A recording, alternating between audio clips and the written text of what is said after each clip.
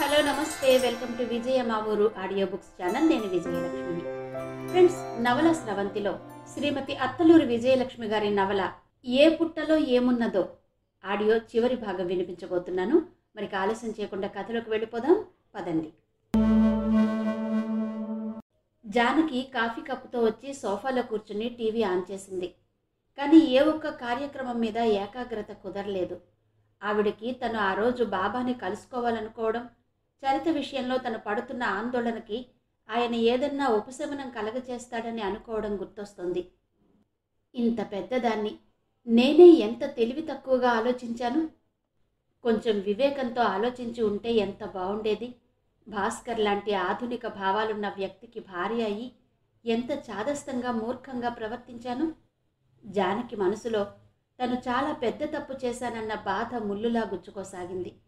3 రోజుల పాటు ఇంటిల్లపాది ఎంత క్షోభ అనుభవించి ఉంటారో అనిపిస్తోంది ఇప్పుడు.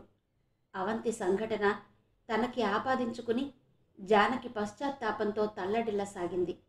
తను చేసిన తప్పు ఇంకెవరూ చెయ్యకుండా ఏదన్నా చెయ్యాలి అనిపించసాగింది. ఏం చెయ్యాలి? శారదతో కలిసి టీవీలో బాబాల మీద జరిగిన చర్చ గుర్తుకొస్తోంది.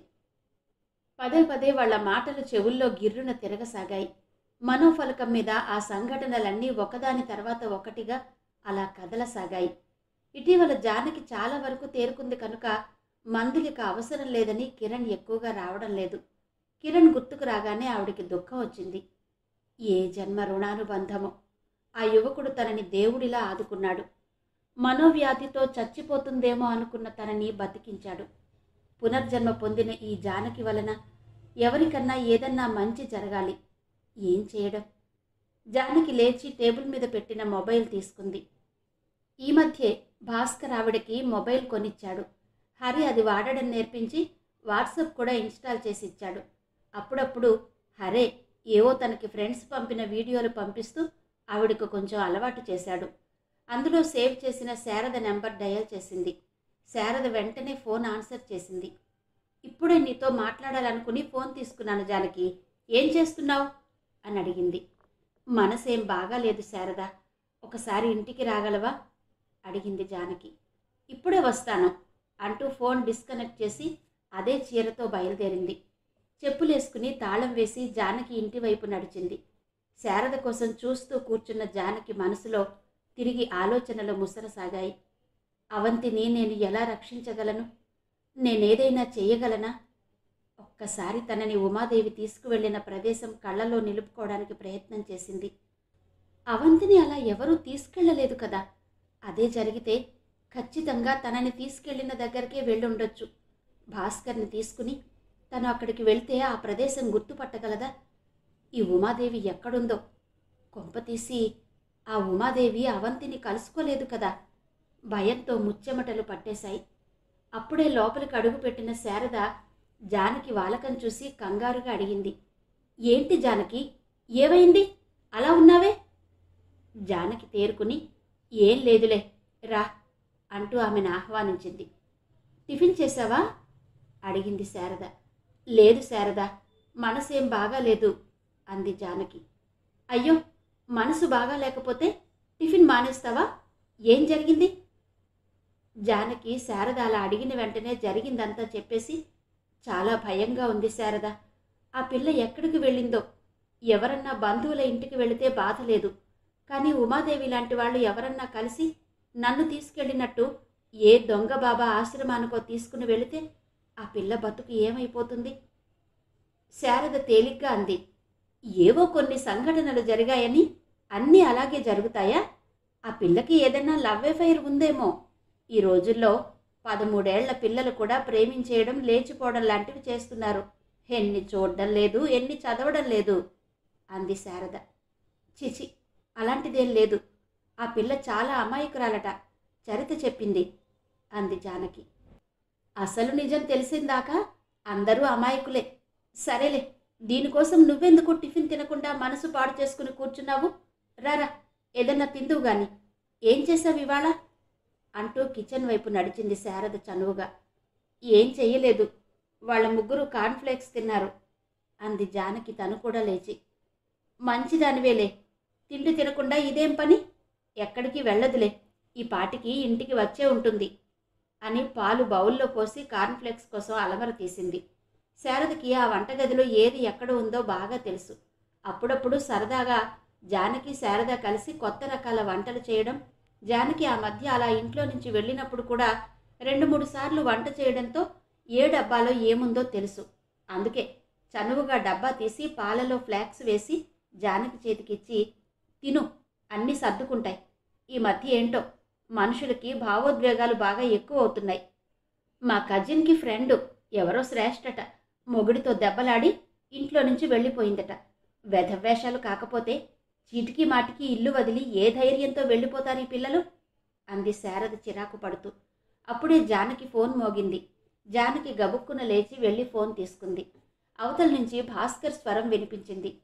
జానకి, అవంతి ఇంటికి వచ్చిందట. వాళ్ళ ఇంటి దగ్గర గుళ్ళో ఉంటే ఎవరో తీసుకెళ్లి పోలీసులకు అప్పగించపోతే ఆ పిల్ల భయపడి వద్దు ఇంటికి వెళ్తాను అందట. వాళ్ళ ఇంటి దగ్గర దింపారట. నువ్వు ప్రశాంతంగా ఉండు అన్నాడు. అమ్మయ్యా, ఊపిరి పీల్చుకుంది జానకి. వాళ్ళకెలా తెలుసు? టీవీలో చూసారా ఆ పిల్ల ఫోటో అడిగింది. అనుకుంటా, నాకు వివరాలు తెలియవు. సుధాకర్ ఫోన్ చేసి చెప్పగానే నీకు చేశాను. సరేలే, ఉంటాను. టిఫిన్ తిన్నావా అడిగాడు భాస్కర్. తింటున్నా అంది జానకి కొంచెం ఉల్లాసంగా. సరే, ఊరికే టెన్షన్ పడకు అంటూ ఫోన్ డిస్కనెక్ట్ చేశాడు అతను. అమ్మయ్య, అవంతి ఇంటికి వెళ్ళిందట శారదా అంది. పోనీలే, చెప్పాగా క్షేమంగా ఉంటుందని అంది శారద. జానకి తినడం పూర్తయ్యాక ఇద్దరూ కలిసి వంట చేశారు. చాలాసేపు ఇద్దరి మధ్య ప్రస్తుత సమాజంలో జరిగే అనేక విషయాల మీద ఆసక్తికరమైన చర్చ జరిగింది. జానకి సాలోచనగా అంది. శారద, మనం ఏదన్నా చేద్దామా? శారద విస్తుబోయి చూసింది. ఏం చేద్దాం? మనమేం చెయ్యగలం? ఎందుకు చెయ్యలేం? మొన్న మనం టీవీలో చర్చ చూశాం కదా, అందులో ఒక ఆవిడ సోషల్ వర్కర్ వచ్చింది. ఆవిడను చూస్తుంటే, ఆవిడ మాటలు వింటుంటే నాకు ఆవిడలో నిజాయితీ కనిపించలేదు. ఏదో కీర్తి కోసం, టీవీలో పేపర్లలో పేరు కోసం ఏదో సోషల్ వర్క్ అని పేరు పెట్టుకుంది కానీ నిజంగా ఆవిడ నిస్సహాయమైన స్త్రీలకు ఏదో సేవ చేస్తోందని అనుకోను. మనమే ఒక సంస్థ పెట్టి నిజమైన సేవలు చేయొచ్చు కదా అంది జానకి. శారద వింతగా చూసింది జానక వైపు. అదే జానక? వేరే కొత్త జానకి మాట్లాడుతోందా?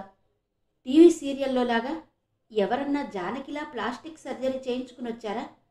జానకి ఇల్లు, భర్త, పిల్లలు, ఇది తప్ప మరో లోకం లేని జానకి. ఒక సినిమా చూసినా బాగుంది, బాగాలేదు అని తప్ప ఎందుకు బాగాలేదు, ఎందుకు బాగుంది అని విశ్లేషించలేని జానకి సంస్థ పెడుతుందా? ఒక సంస్థ, అది కూడా సామాజిక సంస్థ పెట్టడం అంటే, అది మెయింటైన్ చేయడం అంటే అనుకున్నంత సులువా? ఎక్కడ ఒక అన్యాయం జరిగినా ధర్నాలు చెయ్యాలి, వాళ్ళ దగ్గరకు వెళ్ళాలి, మాట్లాడాలి. రకరకాల మనుషులు, మనస్తత్వాలు, తిట్టేవాళ్ళు, అభాండాలు వేసేవాళ్ళు, ఉపన్యాసాలు ఇవ్వాలి, లా అండ్ ఆర్డర్ తెలిసి ఉండాలి, పోలీసులతో మాట్లాడాలి, ఇంకా మాట్లాడితే ఉద్యమాలు చెయ్యాలి. ఇదంతా సాధ్యమేనా? అన్నిటికన్నా అతి ముఖ్యమైంది ఆర్థిక పుష్టి. అదెలా సమకూర్చుకోగలదు? ఒక సంస్థ ప్రారంభించాలంటే కనీసం ఒక 10 మంది అయినా ఉండాలి. మ్యాన్ పవర్ ఏది? పిచ్చి జానకి. జానకి వైపు జాలిగా చూస్తూ అంది శారద. అదంత ఈజీ కాదు జానకి. నాకు తెలుసు శారద. ఇన్నాళ్ళు ఇంటి 4 గోడల మధ్య వెర్రిగొడ్డులా బతికిన జానకి సంస్థ పెట్టడం ఏంటి, సోషల్ సర్వీస్ చేయడం ఏంటి అని భావించకు. చేస్తాను, తప్పక చేస్తాను. అమ్మాయిల్ని కాపాడుకోవాలి అంటే వాళ్ళకి కొన్ని జాగ్రత్తలు చెప్పాలి, కొన్ని మెళకువలు చెప్పాలి, ఎలా బతకాలో చెప్పాలి, ఎలా బతకూడదో చెప్పాలి. చెప్తాను దృఢంగా అంది. నేను తలుచుకుంటే చెయ్యగలను. అది ఎంత కష్టమైనదైనా సాధించగలను అని నమ్మకం ఉంది అంది జానకి. శారద ప్రేమగా నవ్వింది. నీకు నా సహాయం, సహకారం ఉంటుంది జానకి. నిజమే, నువ్వన్నట్టు మన అనుభవాలు పిల్లలకి చెబితే వాటి నుంచి వాళ్ళు పాఠాలు నేర్చుకుంటారు. నువ్వు నీ ఆలోచనలు, అనుభవాలు వాళ్లతో పంచుకోవడానికి ఏ సంస్థ అక్కర్లేదు. నువ్వే ఒక వ్యక్తిగా కాక శక్తిగా మారాలి. అవును జానకి, నువ్వు మారతావు. ఆ నమ్మకం ఉంది. శోకం నుంచి శ్లోకం పుట్టి వాల్మీకి రామాయణం రాశాడు. నీ ఆవేదన నుంచి నీలో ఒక ఆశయ సాధనకు స్ఫూర్తి కలిగింది. తప్పకుండా నువ్వు అనుకున్నది చేస్తావు. జానకి శారద చెయ్యందుకుని సున్నితంగా నొక్కుతూ, ఇరుగు పొరుగు అంటే ఏవో గొడవలుంటాయి అంటారు. దేవుడి దయవల్ల మన మధ్య అలాంటి గొడవలు ఇప్పటి వరకు లేవు. ఇక ముందు కూడా ఉండవని ఆశిస్తాను. ఉండకూడదనే కోరుకుంటాను శారద అంది జానకి. ఛ, అలాంటివే ఉండవు అంది శారద. ఎక్కడి నుంచి ప్రారంభిద్దాం అంది జానకి. చూద్దాం. మన దృష్టికి ఏదన్నా సమస్య ఆడవాళ్ళకి సంబంధించింది వస్తే మనమే వెళ్ళి వాళ్ళని కలిసి ఆ సమస్య ఏంటో తెలుసుకుని మనకు తోచిన సాయం చేద్దాం. ఉదాహరణకి భార్యాభర్తల గొడవనుకో, వెళ్ళి వాళ్ళని కలుద్దాం. ఇద్దరినీ విడివిడిగా కలిసి వాళ్ళ సమస్య ఏంటి, ఒకరికి ఇంకొకరితో వస్తున్న గొడవలకి కారణమేంటి తెలుసుకుని ఇద్దరికీ సర్ది చెబుదాం. దీన్నే ఇంగ్లీష్లో కౌన్సిలింగ్ అంటారు. అలాగే అవంతి లాంటి పిల్లలకు ఎలాంటి కౌన్సిలింగ్ కావాలో అలాంటివి చెబుదాం. రేపు అవంతిని మన ఇంటికి తీసుకురమ్మని చరితకు చెప్పు. కూర్చోబెట్టి ఇక ముందు ఇలా ఇల్లు వదిలిపోకుండా ఉండేలా ఆ అమ్మాయికి కొన్ని మాటలు చెబుదాం. అలా వెళ్తే వచ్చే కష్టాలు ఏంటో సున్నితంగా ఎక్కువ భయపెట్టకుండా చెప్పామనుకో, ఇంకెప్పుడు ఆ అమ్మాయి అలా అనాలోచితంగా ఇల్లు వదిలి వెళ్ళదు అంది శారద. జానకి కళ్ళలో మెరుపు కనిపించింది. అలాగే చెప్తాను శారద అంది. శారద సంతృప్తిగా చూసింది ఆమె వైపు. కాసేపు టీవీ చూద్దామా అంది శారద రిమోట్ చేతిలోకి తీసుకుని. అలాగే, ఆన్ చేయి, ఆకలేస్తోంది, మనిద్దరికీ లంచ్ ప్లేట్లో పెట్టుకుని వస్తాను అంటూ జానకి డైనింగ్ టేబుల్ దగ్గరికి వెళ్ళి ప్లేట్స్లో పదార్థాలన్నీ పెట్టి తీసుకుని వచ్చి టీపై మీద పెట్టింది. ఇద్దరూ కబుర్లు చెప్పుకుంటూ మధ్య మధ్య సీరియల్ చూసి కామెంట్స్ చేసుకుంటూ భోజనం కానిచ్చారు. శారదతో తన మనసులో ఆలోచన ఆవేదన పంచుకున్నాక జానకి మనసు ఉల్లాసంగా అయింది. భారంగా ఉన్న మనసు ఇప్పుడు దూది పింజలా ఎగరసాగింది. తను తీసుకున్న నిర్ణయం శారద ఆమోదించి సమర్థించడం ఆమెకి ఎంతో బలాన్నిచ్చింది. ఏదో చెయ్యాలన్న తపన ఉంటే చాలదు, ఆ తపన అర్థం చేసుకుని సహకరించే కుటుంబ సభ్యులు, స్నేహితులు ఉండాలి. సాయంత్రం భాస్కర్తో కూడా ఈ విషయం చర్చించి తన ఆలోచన అమల్లో పెట్టడానికి ఎలాంటి ముందడుగు వేయాలో అడగాలి.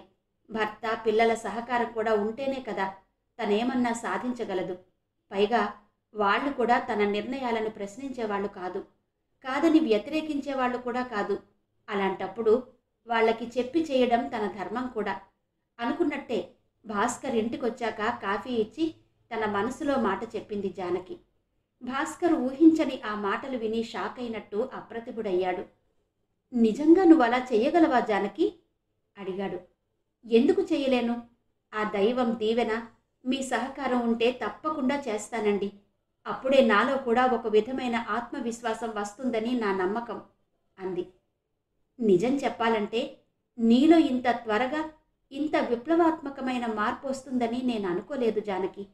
నువ్వు చాలా మారావు అన్నాడు ఆమె నుదుట పడిన ముంగురులు సవరిస్తూ. మారాలి కదండి. మునిపటిలా ఉంటే జీవితం ఎంత దుర్భరంగా ఉంటుందో అనుభవపూర్వకంగా తెలుసుకున్నాను. అనవసరమైన ఆందోళనతో నేను మనశ్శాంతి పోగొట్టుకోవడమే కాక మిమ్మల్ని, పిల్లల్ని కూడా బాధ పెట్టాను. పాపం అమ్మా నాన్న ఎంత కంగారు పడ్డారో కదా. వాళ్ళని చూడాలనుందండి. అతనికి దగ్గరగా జరిగి గుండెల మీద తలపెట్టుకుంది జానకి. భాస్కర్ మనసు అణువణువు పులకించింది. జానకి ఇంతగా మారిందా? అమ్మయ్య, తానింక నిశ్చింతగా ఉండొచ్చు. కాస్తలా బయట తిరగడం అలవాటు కావాలి. అసలు తను మొదటి నుంచి ఆమెను అలా స్వాతంత్ర భావాలతో ఉండేలా తయారు చేయాల్సింది. భార్య అంటే ఏదో వేళకింత వండి పెట్టి పిల్లల్ని, ఇంటిని చూసుకుంటూ తను ఇంటికి రాగానే చిరునవ్వుతో ఎదురొచ్చి సేద తీర్చాలి అన్న ఒక స్వార్థపూరిత భావజాలంతో ఆమె పూర్తిగా తన మీద ఆధారపడి బతికేలా తయారు చేశాడు. అవును, జానకి ఇంత బేలలా అవడానికి నేనే కారణం అనుకున్న భాస్కర్ ఆమె వీపు చుట్టూ చెయ్యి వేసి అన్నాడు. రేపొకసారి జాహ్నవి దగ్గరకు వెళ్ళి అవంతి తిరిగి వచ్చినందుకు సంతోషంగా ఉందని నీకు తోచిన 4 మాటలు చెప్పిరా అన్నాడు. ఆ జాహ్నవి ధోరణి నాకు నచ్చలేదు కదండి అంది అయిష్టంగా. ఒక్క జాహ్నవితో డీల్ చేయలేకపోతే ఇలాంటి జాహ్నవిలు రేపటి నుంచి నీకు చాలామంది ఎదురవ్వచ్చు. అప్పుడెలా మేనేజ్ చేయగలవు అన్నాడు అల్లరిగా. ఉడుక్కుంటూ అంది జానకి. ఎందుకు చేయలేను? చూడండి, రేపు వెళ్ళి కాస్త గడ్డి పెట్టి వస్తాను అంది జానకి. ఆ ఆవేశమే వద్దు, గడ్డి తవుడు పెట్టొద్దు గాని కాస్త సున్నితంగా మందలించిరా చాలు అన్నాడు. ఈలోగా చరిత హరి రావడంతో జానకి లేచి చరితను దగ్గరకు తీసుకుంటూ అడిగింది. ఇప్పుడు సంతోషంగా ఉన్నావా? ఇవాళ అవంతి కాలేజీకి వచ్చిందా? చరిత మెరిసే కళ్ళతో చెప్పింది. ఇంటికి వెళ్ళిపోయిందిగా, అది చాలు, కాలేజీకి రేపొస్తుంది. జానకి చరిత మొహం 2 చేతుల్లోకి తీసుకుని నుదుట ముద్దు పెట్టుకుంది. కొంచెం ఎడంగా నిలబడిన హరిని తన దగ్గరకు పిలిచాడు భాస్కర్. హరి తండ్రి పక్కన కూర్చోవడంతో చరిత కూడా వెళ్ళి వాళ్ల పక్కన కూర్చుని, మమ్మీ, మాకు స్నాక్స్ కావాలి అంది. జానకి చిరునవ్వుతో వంటగదిలోకి వెళ్ళింది బజ్జీ చేయడానికి. మెదక్ జిల్లాలో ఉన్న ఒక గ్రామంలో దాదాపు 25 ఎకరాల ప్రభుత్వ భూమిని ఆక్రమించుకుని ఒక ఆశ్రమం నిర్మించుకున్నాడు బాబాగా పిలువబడే సుర్జిత్ సింగ్. ఆ స్థలం అతనికి ఎక్కడి నుంచి వచ్చిందో, ఆశ్రమం పేరుతో ఒక విలాసవంతమైన అత్యంత ఆధునిక సౌకర్యాలతో ఉన్న ఆ భవనం ఎవరు నిర్మించారో, అసలు అంతకు మునుపు ఎన్నడూ చూడని ఆ వ్యక్తి అకస్మాత్తుగా ఎలా ఊడిపడ్డాడో ఎవ్వరికీ తెలియదు. ఆ ఆశ్రమం నిర్మాణ దశలో ఉండగా చూసిన వాళ్ళు అక్కడేదో అపార్ట్మెంట్ కడుతున్నారని కొందరు, కాదు ప్రభుత్వ కార్యాలయాలు కడుతున్నారని కొందరు, కాదు ఏదో మల్టీప్లెక్స్ మాల్ కడుతున్నారని కొందరు రకరకాలుగా వ్యాఖ్యానాలు చేసుకున్నారు. కానీ కేవలం 3 అంతస్తుల్లో పూర్తి అయిన ఆ బిల్డింగ్ చూసి ఎవరో ధనవంతుడు కట్టుకున్న ప్రైవేట్ ఇల్లుగా నిర్ణయించుకున్నారు. అయితే అది ఆశ్రమం అని తెలియడానికి కొన్ని రోజులు పట్టింది. ఆ ప్రదేశానికి సుమారు 5-6 కిలోమీటర్ల దూరం వరకు ఎలాంటి మంచి ఇళ్ళు లేవు. ఓ 10 మంది చిన్న రైతులు మాత్రం వాళ్ల పొలాలకు దగ్గరగా ఉంటుందని అక్కడికి దగ్గరలో మట్టి ఇళ్లు నిర్మించుకుని కాలం గడుపుతున్నారు. అంతేకాదు, ఆ గ్రామంలో ఒకరిద్దరికి తప్ప 2 అంతస్తుల భవనం లేనే లేదు. జనసంచారానికి దూరంగా ఉన్న ఆ ప్రాంతంలో అంత అందమైన భవనం గురించి ఊళ్ళో ఉన్న జనానికి తెలియడం మొదలుపెట్టాక అందరూ కుతూహలం ఆపుకోలేక వచ్చి చూసి వెళ్లడం జరిగింది. ఆ భవన యజమాని ఎవరో ఖచ్చితంగా రాజకీయ నాయకుడై ఉంటాడని కూడా కొందరు భావించారు. కారణం, ఎమ్మెల్యేకి పంచాయతీ పెద్దలకు తెలిసినా వాళ్లు పట్టించుకోకుండా ఉండడంతో ఆలోచన జ్ఞానం ఉన్నవాళ్లు మాత్రం రాజకీయం ఉందని నమ్మారు. అయితే అక్కడ ఆశ్రమానికి 2 కిలోమీటర్ల దూరంలో ఒక కోట ఉంది. అది ప్రస్తుతం శిథిలావస్థలో ఉంది. మెదక్ జిల్లాలో ఎంతో ప్రాముఖ్యం ఉన్న ఒక చారిత్రాత్మక కోట అది. హైదరాబాద్ నుంచి సుమారు 100 కిలోమీటర్ల దూరంలో రామాయంపేట నుంచి ఆదిలాబాద్, నిజామాబాద్లకు కోట నుంచి 25 కిలోమీటర్ల దూరం ఉంటుంది. ఇది 12వ శతాబ్దంలో కాకతీయుల రాజు ప్రతాపరుద్రుడు రాజ్య రక్షణ కోసం నిర్మించాడని చరిత్ర ఆధారం. ఎక్కడానికి దుర్లభమైన ఎత్తైన కొండ మీద నిర్మించబడిన కోట చుట్టూ కందకాలు, బురుజులు, సొరంగాలు, జలాశయాలు, దిగుడు బావులు మొదలైన వాటితో అత్యంత సుందరంగా ఉండేదని చెప్తారు. ఈ కోటను మెతుకు దుర్గంగా ప్రతాపరుద్రుడు పిలిచేవాడని అంటారు. పటిష్టమైన భద్రతతో అత్యంత శ్రద్ధతో నిర్మించబడిన ఈ కోట బురుజుల నుంచి చూస్తే 40 కిలోమీటర్ల దూరం నుంచి వస్తున్న శత్రువులు కూడా కనిపించేవారని చెప్తారు. కాకతీయ సామ్రాజ్యానంతరం ఈ కోటని కుతుబ్ షాహీలు వశపరుచుకున్నారు. ఈ కోటలో ఇప్పటికీ ధాన్యాగారాలు, శిథిలమైన గృహాలు కనిపిస్తాయి. ఈ కోటకి 3 ముఖద్వారాలున్నాయి. సింహద్వారానికి 2 వైపులా ఆగ్రహంతో ఉన్న సింహాల శిల్పాలు, ఒకవైపు ఏనుగు తలలు ఉంటాయి. దీన్ని గజద్వారం అంటారు. ప్రధాన ద్వారానికి కాకతీయుల చిహ్నమైన 2 తలల గండబేరుండ ఉంటుంది. మంచినీటి పైప్ లైన్లు కుండ పెంకులతో నిర్మించారు. కానీ ఇప్పుడు అవి లేవు. తెలంగాణ రాష్ట్రంలో ఉన్న చారిత్రక సంపదల్లో ఈ కోట కూడా ఒకటి. ఈ కోటకి కొంచెం దూరంలో ఉంది ఆశ్రమం. ఒక విధంగా చెప్పాలంటే అల్లావుద్దీన్ అద్భుత దీపం కథలోలాగా వెలిసిందని చెప్పొచ్చు. అతి తక్కువ సమయంలో అత్యంత అద్భుతంగా నిర్మించబడిన ఆ భవనం ఆశ్రమం అని తెలిసేలా ఒకానొక శుభోదయాన చుట్టుపక్కల ఇళ్లలోని ఆడవాళ్లు నిద్రలేచి వాకిళ్లు ఊడ్చుకుంటున్న సమయంలో ఆ భవనం నుంచి పెద్దగా మంత్రాలు వినిపించడంతో చేతుల్లో చీపురు కట్టలతో విభ్రాంతులై నిలబడిపోయారు ఊరో వాళ్ళంతా. ఆ మంత్రాలు ఎక్కడి నుంచి వస్తున్నాయో ముందు అర్థం కాలేదు. తరువాత గాల్లో తేలి వస్తున్న ఆ మంత్రాల వైబ్రేషన్స్ వాళ్ళని ఆశ్రమం వైపు నడిపించాయి. ఆడ మగ అంతా కలిపి ఓ 15 మంది పిల్లల్ని చంకల్లో వేసుకుని బయలుదేరారు. అప్పటికే దాదాపు 25 మంది శిష్యగణంతో పరివేష్టితుడై ఉన్నాడు. గుండెల దాకా పెరిగిన తెల్లని గడ్డం, కాషాయ వస్త్రాలు, మెడలో 4 వరుసల రుద్రాక్షహారాలు, కాషాయ తలపాగా, ఆజానుబాహు విగ్రహం, నుదుట విభూతి రేఖలు, వాటి మీద రూపాయి కాసంత కుంకుమ బొట్టు, చూడగానే రెండు చేతులు ఎత్తి నమస్కరించాలి అనిపించే తేజస్సు. ఎదురుగా ఒక పెద్ద వెండి సింహాసనం, దాని మీద పెద్ద కాళికాదేవి విగ్రహం. ఎంతో సేపటి నుంచి పూజ చేస్తున్నట్టుగా పూలు పసుపు కుంకుమలతో నిండి ఉంది. అందరూ మంత్రముగ్ధులై నిలబడిపోయారు. వాళ్ళందరినీ చూసిన ఆయన వదనంలో చిరునవ్వు. అందరినీ దగ్గరకు పిలిచి కుడి చేయి చాపమని అరచేతుల్లో కుంకుమ వేసి దీవించాడు. మీ మనోరథాలు తీరతాయి అని అభయమిచ్చాడు. మీకే కష్టం ఉన్నా తీర్చడానికి నేనున్నాను అని నమ్మబలికాడు. అంతే, అప్పటి నుంచి జనసంచారం ఉండని ఆ ప్రదేశం జనంతో నిండిపోయింది. ఏడుకొండలవాడు భక్తులను అనుగ్రహించడానికి బాబాగారిలా వెలిశారని, ఆయన అమ్మవారి ఉపాసకులని, ఎలాంటి సమస్యలున్నా అమ్మవారిని పూజించిన కుంకుమ బొట్టు పెడితే చేత్తో తీసేసినట్టు ఆ సమస్యలు తీరిపోయి ప్రజలు సుఖశాంతులతో జీవిస్తున్నారని ప్రచారం మొదలైంది. ఆ నోట ఈ నోట పాకి చుట్టుపక్కల ఊళ్ళకే కాక జిల్లా మొత్తం ఆ వార్త వ్యాపించింది.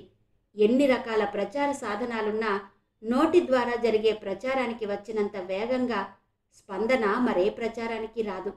అందుకే చాలామంది తాము నలుగురికి చెప్పాలనుకున్న విషయం తమంతట తాము చెప్పక ఇక్కడి మాటలు అక్కడ, అక్కడి మాటలు ఇక్కడ చెప్పి తమాషా చూసేవారికి చెప్పి నిశ్చింతగా ఉంటారు.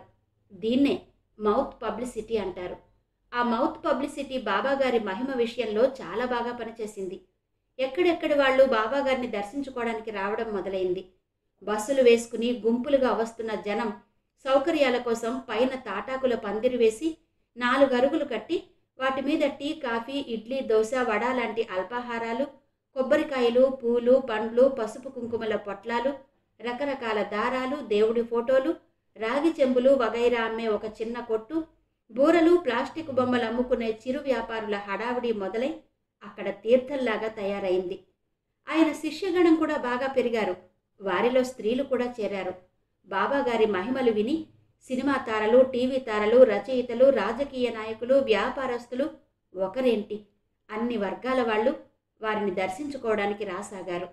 ఖరీదైన కార్లు ఆ ఊళ్ళో తిరగడం మొదలయ్యాక ఆ ఊరి పేరు మారుమోగింది. బాబాగారిని దర్శించుకున్న ప్రతివారు కోట గురించి విని చూడడానికి వెళ్లడంతో ఇప్పుడు ఆ కోట కూడా ప్రాముఖ్యత సంతరించుకుంది.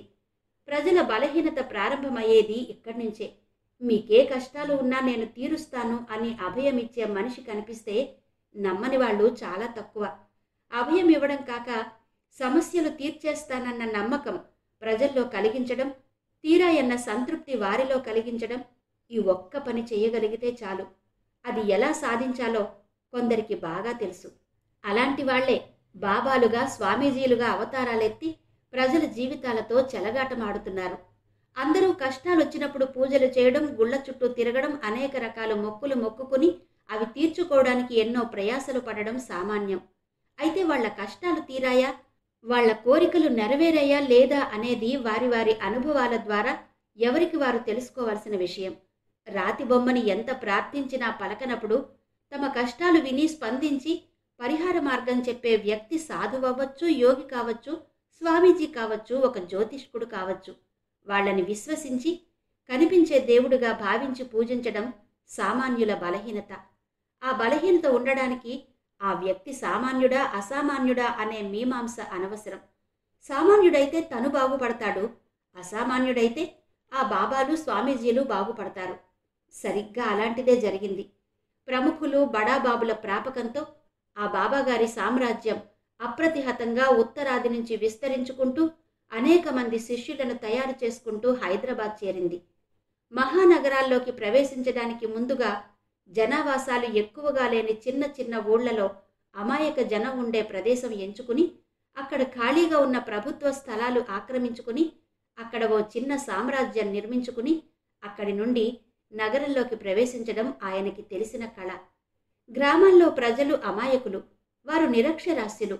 ఎవరన్నా ఒక రాయిని చూపించి కాస్త పసుపు కుంకుమ వేసి ఇందులో మహిమ ఉంది, దండం పెట్టుకోండి అంటే గుడ్డిగా నమ్మి ఆ రాయినే రత్నంగా భావించి చివరకు ఆ రాయికి ఒక చిన్న రక్షణ కవచం ఏర్పరిచి ఆ రాయి మా గ్రామదేవత, ఆవిడ వల్లే మా గ్రామంలో పంటలు బాగా పండుతున్నాయి, నీళ్లు సమృద్ధిగా ఉన్నాయి, మేమంతా సుఖంగా ఉన్నాము అని వాళ్ళు నమ్మడమే కాకుండా ఇతరులను కూడా నమ్మించడానికి ప్రయత్నం చేస్తారు. ఆ గ్రామదేవతకి ఒక కథ అల్లేస్తారు. ఎప్పుడో ఎక్కడో సుగుణవతి అయిన కోడలిని ఇంటిల్లపాది నానా కష్టాలు పెట్టి చంపేస్తే ఆ కోడలు గ్రామదేవతగా వెలిసింది అని నమ్మబలికేలా తమకి తెలిసిన ఒక సంఘటనకి మహిమ ఆపాదించి చక్కటి కథ అల్లుతారు. అది వాళ్ళ అమాయకత్వం కావచ్చు, వారు నమ్మిన కర్మ సిద్ధాంతంలో భాగం కావచ్చు. ఏదైనా దాని వలన ఉపకారం సంగతి ఎలా ఉన్నా ఎవరికీ ఎలాంటి అపకారం జరగదు. ఆ బలహీనతను తమ స్వార్థానికి ఉపయోగించుకుని ప్రజల్లో తమని తాము దేవుడిగా ప్రకటించుకునే వాళ్ళు అనేక మంది ఈ సైబర్ కాలంలో పుట్టగొడుగుల్లా పుట్టుకొచ్చే ఇలాంటి బాబాల వలన మూఢనమ్మకాలు ప్రబలిపోయి వివేకం విచక్షణ అనేవి నశించిపోయి వాళ్ళు వీళ్ళు అనే తేడా లేకుండా అందరూ ఈ బాబాల మహిమ అనే మత్తులో పడిపోతున్నారు.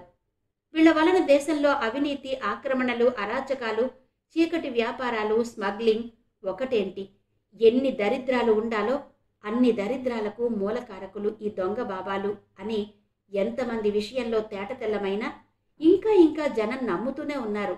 బాబాలు నమ్మిస్తూనే ఉన్నారు.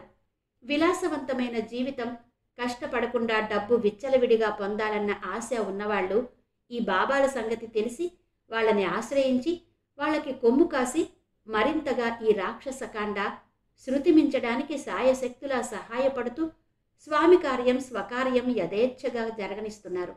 అలాంటి వాళ్లలో ఆడవాళ్లు, మగవాళ్లు, నాయకులు, వ్యాపారస్తులు అందరూ ప్రత్యక్షంగానో పరోక్షంగానో ఉపయోగపడుతున్న వాళ్లే. ఎవరో నూటికి కోటికి ఒకళ్ళు ఇదంతా మాయ అని ప్రజలను మోసం చేస్తూ వారి జీవితాలతో చెలగాటమాడుతున్నారని నచ్చ చెప్పినా వాళ్ల మొర వినేదెవరు? సరిగ్గా ఈ బాబా కూడా అలాంటివాడే. ఆయనే సూర్జిత్ సింగ్ బాబా సుప్రసిద్ధుడు. బీహార్లో, రాజధాని ఢిల్లీలో, హరిద్వార్లో, కలకత్తాలో, తమిళనాడులో, కర్ణాటకలో ఏ మల్టీనేషనల్ కంపెనీ విస్తరించనంతగా తన కార్యకలాపాలు విస్తరించుకుంటూ ఆస్తులు సంపాదిస్తూ విలాసవంతంగా జీవిస్తూ పైకి సర్వసంగ పరిత్యాగినని చెప్పుకుంటూ తన అవినీతి సామ్రాజ్యానికి చక్రవర్తిగా వెలిగిపోతున్నాడు. తన సుఖాలకు, భోగాలకు అమాయకురాళ్లైన ఆడపిల్లలని ఆధ్యాత్మికత పేరుతో వలవేసి పట్టుకుని తన గుప్పిట్లో వాళ్ల జీవితాలను బంధించి ఉంచాడు. ఆయనే నిజామాబాద్ దగ్గర ఒక ఆశ్రమంలో కొంతకాలం ఉండి మెల్లిగా హైదరాబాద్ నగరానికి రావడానికి వేస్తున్న పథకంలో భాగంగా మెదక్ చేరాడు. సరిగ్గా అప్పుడే శ్రేష్ఠ ఆ నోట ఈ నోట ఆయన గురించి విన్నది. ఎంతటి దుర్మార్గుడైన భర్త అయినా ఈ బాబా ఇచ్చే కుంకుమతో మారిపోయి భార్యకి దాసోహమవుతాడని ఎవరో చెప్పడంతో ఆ రోజు ప్రద్యుమ్నతో తీవ్రంగా గొడవపడి నేరుగా ఆ ఆశ్రమం వెతుక్కుంటూ బాబా దగ్గరకు వెళ్ళి తన గోడు వెళ్లబోసుకుంది. మిసమిసలాడే చిన్నది, పైగా ఆస్తిపరురాలు, అన్నిటికీ మించి చదువుకున్న అమాయకురాలు. ఆమె అవసరం ఆయనకి ఎంతైనా ఉంది. నీకు ఒక మంత్రోపదేశం చేస్తాను, అందుకు ఒక వారం రోజులు నువ్వు ఆశ్రమంలోనే ఉండాలి, నిష్ఠగా ఉండాలి. ఆ మంత్రం నీ భర్త దగ్గర పఠిస్తే నీ పాదాక్రాంతం అవుతాడు అని చెప్పాడు. అంతకన్నా ఏం కావాలామెకి? తన కసి తీరాలంటే, అతని ప్రేయసి దగ్గర నుంచి తన కనుసన్నల్లోకి రావాలంటే ఇంతకన్నా మార్గం లేదు. శ్రేష్ఠ వెంటనే ఒప్పుకుంది. ఆ రోజు ఆశ్రమంలో అమ్మవారికి కుంకుమార్చన, భజనలు, భక్తులతో బాబాగారి సమావేశాలు, బాబాగారి ఉపన్యాసాలు జాగ్రత్తగా వింది. పొంగిపోయింది. ఆయన సాక్షాత్తు మహాశివుడిలా అనిపించాడు. ఇంక తన జీవితానికి ఎలాంటి ఢోకా లేదనుకుని మురిసిపోయింది. ఆ రాత్రి ప్రశాంతంగా నిద్రపోయింది. ఒకరోజు గడిచింది. మర్నాడు సాయంత్రం 7:30 వరకు కూడా అలాగే గడిచింది. 8 గంటలకి భోజనం చేసి తనకి కేటాయించిన గదిలోకి వెళ్ళింది. 9 అయింది.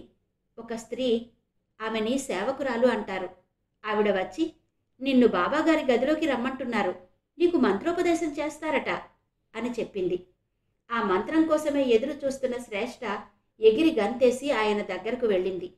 విశాలమైన ఏసీ గది, అత్యంత ఆధునికంగా ఉంది. ఆ గదిలో ఒకవైపు గుండ్రటి ఖరీదైన మంచం, దానికి నైలాన్ దోమతెర, ఒకవైపు 2 హంసలు, చేత్తో మోగిస్తున్నట్టున్న గ్లాస్ టీపై, చుట్టూ 4 మెత్తటి సోఫాలు. ఆయన ఒక సోఫాలో కూర్చుని ఉన్నాడు. ఇప్పుడు ఉదయం చూసిన దుస్తుల్లో కాక తెల్లటి గ్లాస్కో ధోవతి గూడకట్టు కట్టుకుని తెల్లటి లాల్చీ వేసుకున్నాడు. గదిలోకి వెళ్ళగానే ఒక చిత్రమైన పరిమళం మత్తుగా వ్యాపించింది. వచ్చావా, రా అంటూ సోఫా చూపించాడు నవ్వుతూ. ఆ నవ్వు ప్రశాంతంగా అభయమిస్తున్నట్టుగా ఉండే నవ్వు కాదు. ఆ నవ్వులో ఏదో మర్మం. శ్రేష్టలో ఏదో సంశయం, సందేహంగా దగ్గరగా వెళ్ళింది. కూర్చో, భయపడకు అన్నాడు. శ్రేష్ఠ సందేహంగానే కూర్చుంది సోఫాలో ఒదిగి. బీ ఫ్రీ, హాయిగా కూర్చో, ఎందుకంత బిడియం, ఇది మన సమయం అంటూ ఇంగ్లీష్లో మాట్లాడుతున్నాడు అతను. చురుగ్గా చూసింది. మన సమయమా? అదే, నీకు మంత్రోపదేశం చెయ్యడానికి ఒక ఏకాంత సమయం కావాలి అన్నాను కదా, అదే ఈ సమయం అన్నాడు. అలా అంటున్నప్పుడు ఆయన కళ్ళలో కనిపించిన ఎరుపు, స్వరంలో వినిపించిన కొత్త ధ్వని ఆమెకి ఒక్క క్షణం ఏదో ఆపదని శంకించింది. బాబాగారి గురించి తప్పుడు ఆలోచన వచ్చినందుకు మళ్ళీ తనే సర్దుకుని, చెప్పండి స్వామి, మంత్రం చెప్పండి గబగబా అంది. అంత దూరంగా అలా కూర్చుంటే ఎలా, ఇటురా అన్నాడు తన పక్కన చోటు చూపిస్తూ. శ్రేష్ఠ విస్తుబోయి చూసింది. ఎందుకు అంది. చూడమ్మా, భగవంతుడి మీద నమ్మకం లేకుండా పూజలు చేస్తావా? లేదు కదా, అలా చేస్తే ఎలాంటి ఫలితం ఉండదు. అలాగే పవిత్రమైన మంత్రం నేర్చుకోవాలంటే విశ్వాసం ముఖ్యం. నేను చెప్పేది చెప్పినట్టు ఆచరిస్తేనే నీకు ఆ మంత్రం లభిస్తుంది. అందుకే నేను చెప్పినట్టు విను అన్నాడు. అంటే ఏం చెయ్యాలి అంది గొంతు తడారిపోతుంటే శ్రేష్ఠ. మనసులో ఏదో శంక, కానీ ఒక మూల నుంచి భర్తను దాసుడుగా మార్చే మంత్రం నేర్చుకోవాలన్న తపన. మంత్రం నేర్పే మహానుభావుడు పెద్దవాడు, ఆయనను శంకించడం కరెక్ట్ కాదు. బహుశా వాళ్ల సిద్ధాంతాలలో అలా పక్కన కూర్చోవాలన్న రూల్ ఉందేమో. నమ్మకం అపనమ్మకం అనే ఊయలలో ఊగుతున్నట్టుగా ఉందామెకు. నీకు చెవిలో మంత్రం చెప్తాను, చెవిలో చెప్పాలంటే నువ్వు నా దగ్గరికి రావాలి కదా. అవును కదా, అనవసరంగా భయపడ్డాను. తనని తాను మనసులోనే వీపు మీద చరుచుకుని సోఫాలో నుంచి లేచి ఆయనకి సమీపంగా వెళ్ళి ఆయన కూర్చున్న సోఫాలో కొంచెం ఎడంగా కూర్చుంది. ఆయన నవ్వాడు. ఆ నవ్వులో ఏవో అర్థాలు, మళ్ళీ ఏదో భయం, సందేహం. మంత్రం మంత్రం అంటోంది మనసు. మంచి పిల్లవి, ఏది నీ చెయ్యిలా ఇవ్వు, అసలు నీ దాంపత్య గీత ఎలా ఉందో చూస్తాను అంటూ ఆమె ఎడం చెయ్యి చనువుగా పట్టుకుని అరచేతిలో రేఖలు రాస్తూ, నువ్వు చాలా అదృష్టవంతురాలివి, అందుకే నా దగ్గరకొచ్చావు. నీ జీవితం నేను ఎంత అద్భుతంగా మార్చేస్తానో చూడు అంటూ నెమ్మదిగా అరచేతి నుంచి పైకి పాకిస్తూ భుజం పట్టుకున్నాడు. అతని కళ్ళలో కనిపించిన ఎర్రజీరలు, అదురుతున్న పెదాలు. శ్రేష్ఠ ఒక్కసారిగా ఉలిక్కిపడి అప్రయత్నంగా లేచి నిలబడింది. కాని ఆయన బలిష్టమైన చేతిలో చిక్కుకున్న ఆమె తిరిగి సోఫాలో వాలిపోయింది. క్షణం కూడా ఆలస్యం చేయకుండా అదే చెయ్యి గట్టిగా తనకి అభిముఖంగా లాగాడు. ఏం జరుగుతుందో తెలిసేలోగా ఆమె అతని ఒడిలో పడిపోయింది. రెండు చేతులతో గట్టిగా బంధించాడు. వదలండి, నాకు భయంగా ఉంది, మంత్రం వద్దు అంది వణికే స్వరంతో. అప్పటికే కామం శరీరం నిండా రోమాలతో అతనిని ఆవహించింది. విషపు నవ్వి నవ్వి అన్నాడు, నువ్వు వేశావు నాకు మంత్రం, ప్రేమ మంత్రం. నీ మంత్రం నన్ను ఆగనివ్వడం లేదు. రెండు చేతుల్లో ఆమె మొహం పట్టుకుని తన మొహానికి దగ్గరగా తీసుకువెళ్ళాడు. ఛీ, మొహం తిప్పేసుకుని, ఏయ్ వదులు కీచుగా అరిచింది శ్రేష్ఠ. మంత్రోపదేశం వద్దా? మీ ఆయన ప్రతిక్షణం ఇలా నిన్ను కౌగిట్లో బంధించి ఉంచొద్దా? మంత్రోపదేశం అందరిలో చెయ్యకూడదు. ఇదిగో ఇలా రొమాంటిక్గా అందంగా చెవిలో ఇలా చెప్పాలి అంటూ ఆమె చెంప మీద గట్టిగా ముద్దు పెట్టుకుని చెవి కొరికాడు సన్నగా. ఒరే దొంగ వెధవా, వదులు! గొంతు పెగుల్చుకుని గట్టిగా అరిచి పెనుగులాడసాగింది. ఏయ్, ఎక్కువగా అరిచావంటే పీక నొక్కేస్తా, అందరినీ మత్తులో ముంచి అనుభవిస్తా. చదువుకున్న దానివి, అందగత్తెవి అని నీతో రసభరితంగా అనుభవించాలని ఆశపడుతున్నా. అనవసరంగా నన్ను రెచ్చగొట్టకు.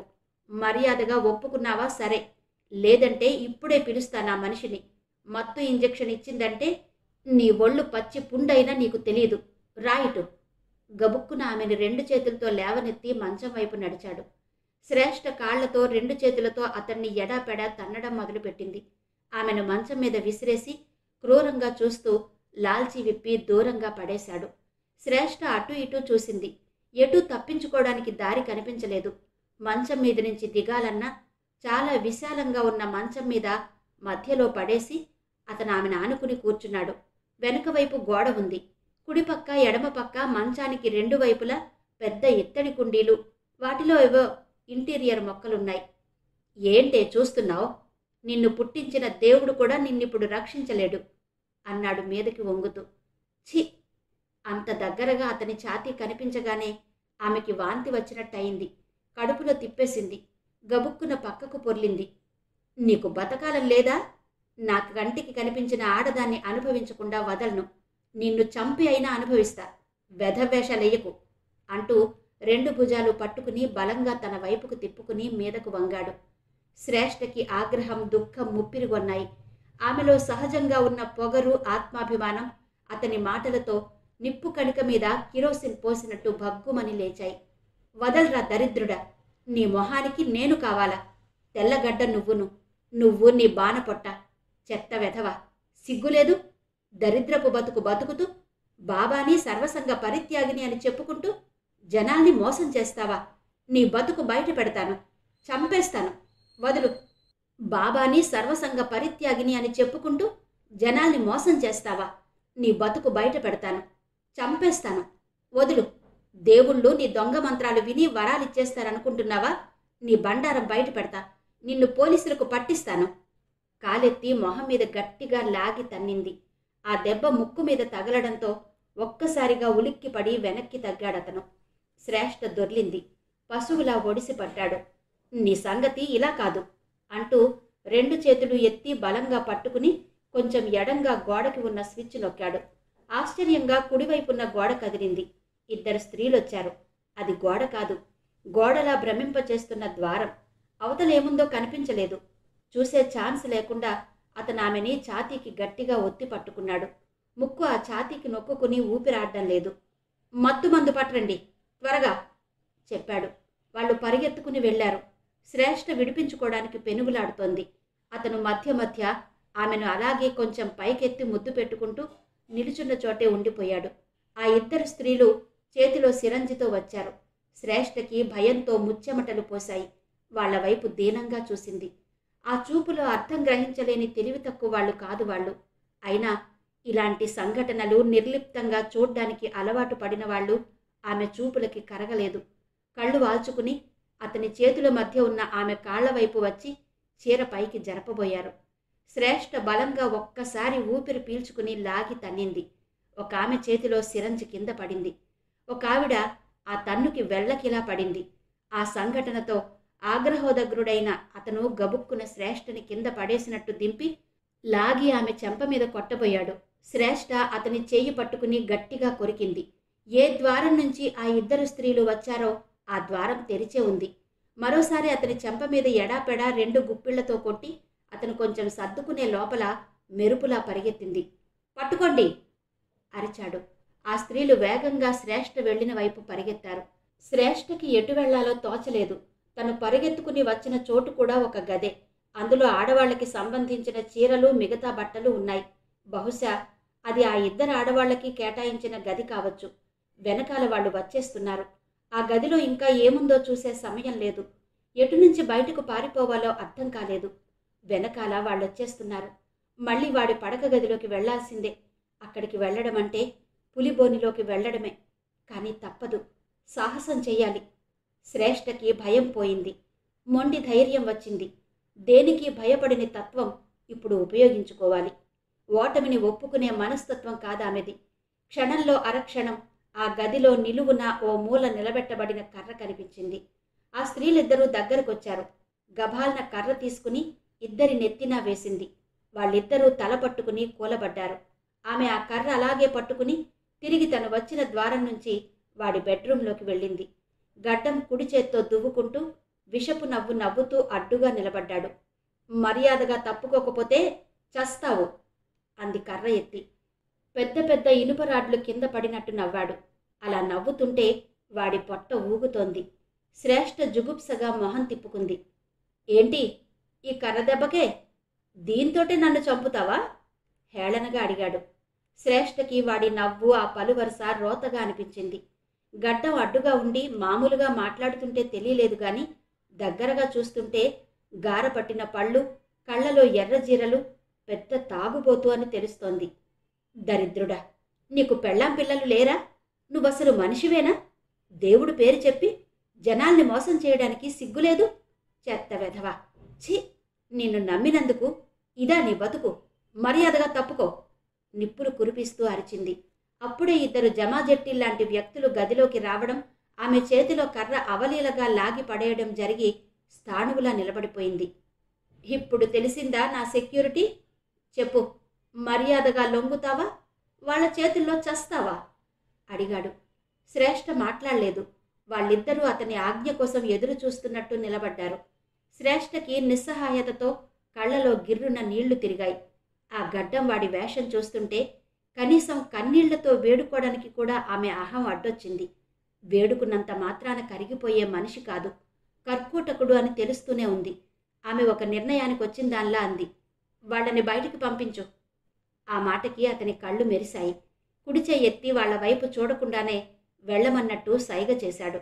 వాళ్ళు వెళ్ళగానే రా అంటూ 2 చేతులు చాచి ఆమెకి దగ్గరగా నడిచాడు. ఆమె 2 అడుగులు వెనక్కి వేసి అంది. ఇవాళ కాదు, రేపు. నాకొక రోజు టైం ఇవ్వు. ఎందుకు? ఏం ప్లాన్ చేస్తావు పారిపోవడానికి? నువ్వే చెప్పావుగా నేనిక్కడి నుంచి పారిపోలేనని. ఎలా పోతాను? ఓ, సంగతి అర్థమైంది కదా. సరే, రేపు రాత్రి నువ్వు నేను పిలవకుండానే రావాలి. ఇక్కడే నా పక్కనే రాత్రంతా ఉండాలి. తేడా వచ్చిందో? తర్జని చూపించాడు. పాదాల దగ్గర నుంచి పాకిన అసహ్యాన్ని అదిమి పెట్టుకుని సరే అంది. కొంచెం ముందుకు నడిచి ఆమెకి బాగా సమీపంగా వచ్చి చెయ్యి పట్టుకోబోయాడు. ఆమె చివ్వున వెనక్కి తగ్గింది. ఏమనుకున్నాడో చెయ్యి దించి అన్నాడు. సరే వెళ్ళు, నీ గదిలోకే.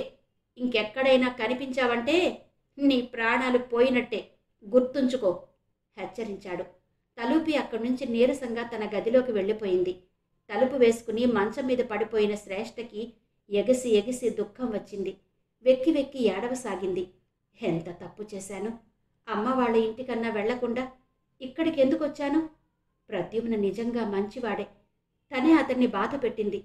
తన ప్రవర్తన వల్లే కదా అతను తన పట్ల విముఖంగా ఉన్నది. ఎందుకు ప్రవర్తన మార్చుకోలేకపోయాను?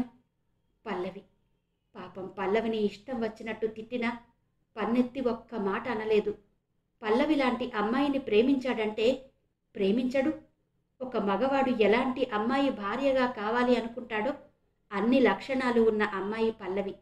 పాపం, ఆమెని తిట్టినందుకే తనకి శిక్ష వేసినట్టున్నాడు దేవుడు. అయ్యో దేవుడా, నన్ను రక్షించు, ప్లీజ్ రక్షించు. ఇక్కడి నుంచి నేను వెళ్ళిపోవాలి. ఎలా ఎలా? శ్రేష్ఠ గబుక్కున లేచి కూర్చుంది. కళ్ళు తుడుచుకుని బ్యాగ్లో నుంచి మొబైల్ తీసింది. ప్రద్యుమ్నకి ఫోన్ చేస్తే టెన్షన్ పడిపోతాడు. అసలే సున్నితమైన మనసు, ఎలా తట్టుకుంటాడు? అందుకే తనకి చెయ్యొద్దు. ఒకే ఒక మిత్రుడు, ఏం చెయ్యాలన్నా అతనే. అనిరుద్ధ్కి ఫోన్ చేసింది. అదృష్టవశాత్తు వెంటనే తీశాడు. అలా శ్రేష్ఠ ఫోన్లో చెప్పిన విషయం తర్వాత శశి, ప్రద్యుమ్న, అనిరుద్ధ్ ఆ సుర్విత్ సింగ్ గురించి పూర్తిగా ఆరా తీశారు.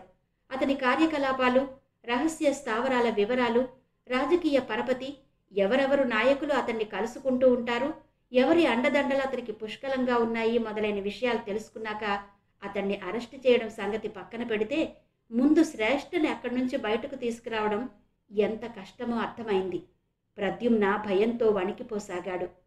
శశి, అనిరుద్ధ్ కూడా అతన్ని ఓదార్చి మామూలు మనిషిని చెయ్యడానికి చాలా కష్టపడాల్సి వచ్చింది. నా శ్రేష్ఠని ఎలాగైనా కాపాడు శశి. వాడికి ఎంత డబ్బు కావాలన్నా ఎలాగోలా ఇచ్చేస్తాను. శ్రేష్ఠని కాపాడు అని ఏడవసాగాడు ప్రద్యుమ్న. నువ్వు టెన్షన్ పడి నన్ను కూడా టెన్షన్ పెట్టకు. నేను ఎస్పీ గారితో మాట్లాడి ఒక యాక్షన్ ప్లాన్ ఆలోచిస్తాను. అనిరుద్ధ్ మళ్ళీ ఒకసారి ఆవిడికి ఫోన్ చేసి వాడిని కాస్త మాటల్లో పెట్టి తనని తను ఎలాగోలా రక్షించుకునే ప్రయత్నం చెయ్యమను. జస్ట్ టాక్టిక్స్ ఉపయోగించడం తప్ప వేరే మార్గం లేదు.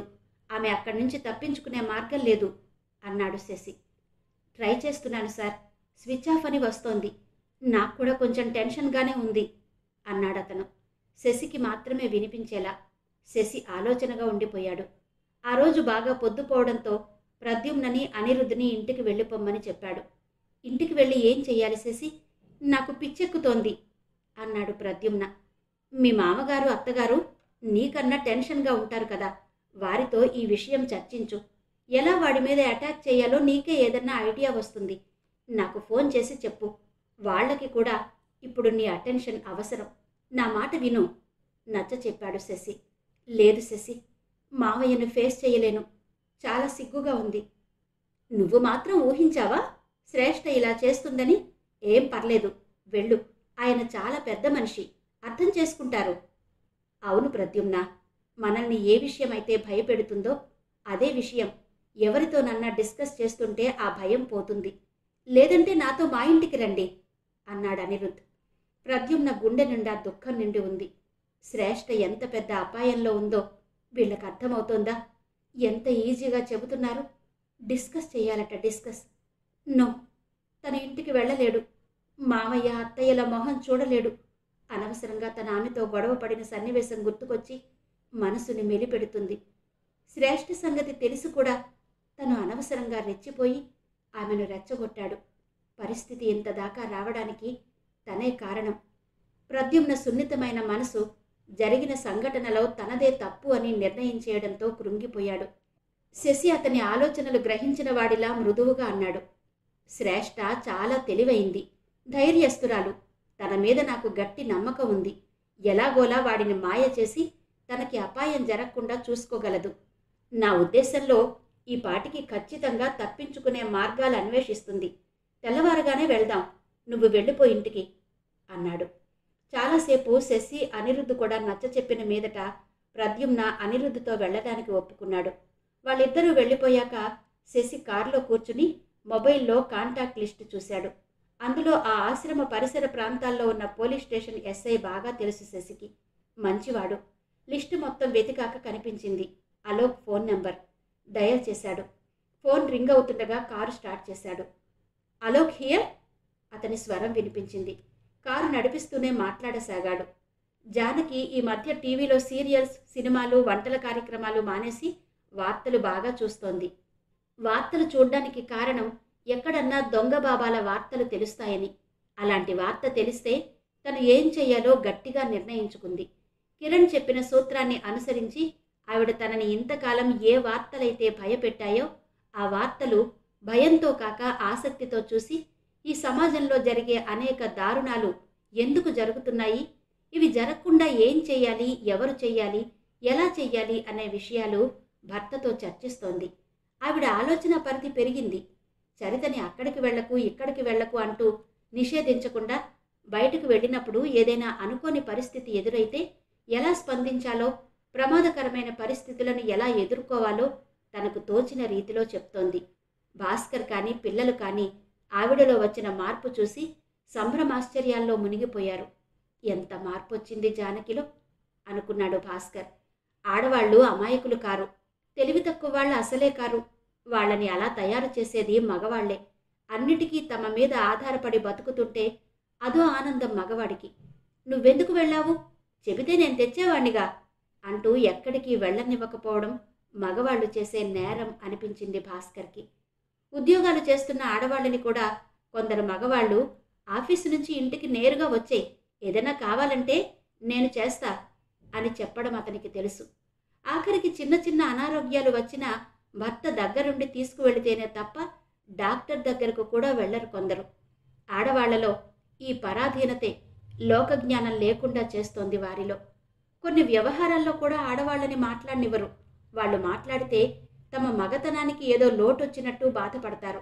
స్వంత ఆలోచన, వ్యక్తిత్వం స్త్రీ మేధస్సుని ఎంత బాగా వికసింపచేస్తుందో ప్రత్యక్షంగా చూస్తుంటే అతనికి ఇంతకాలం తను చేసిన తప్పేంటో అర్థమయ్యి గిల్టీగా అనిపించసాగింది. ఆ విషయమే శారద భర్త దగ్గర అంటే ఆవిడికి ఎదురైన అనుభవం నుంచి నేర్చుకున్న పాఠం సార్ అన్నాడతను. అది కూడా కావచ్చు అనుకున్నాడు భాస్కర్. జానకి రమణ మహర్షి, వివేకానందుడి పుస్తకాలు చదువుతోంది.